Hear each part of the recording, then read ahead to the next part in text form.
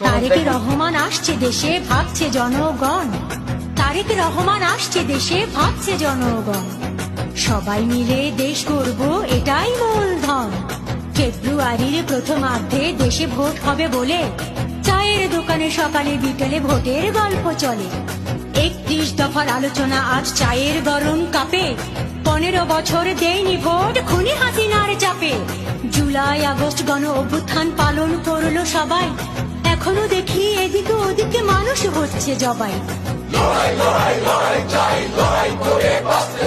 এই স্লোগানই চলছে, শেষ হচ্ছে না লড়াই। এখনো দেশের মানুষ বলছে, দিল্লির বুকে পাটি পেতে বসে আছে খুনি হাসিনা।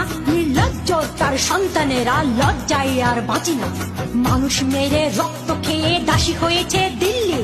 খবর নেয় মাঝে মাঝে ফোনে রেখে যাওয়া সব বিল্লি। কিছু এমপি আর মন্ত্রীরা আছে বন্দি জেলের ভেতর। চেহারা দেখলে মনে হয় যেন বন জঙ্গলের ইতর।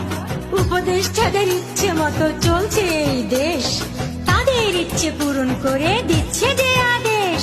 তাদের কাকু হাসিনা আপু সবাই থাকেন বিদেশ। আহা মোবাইল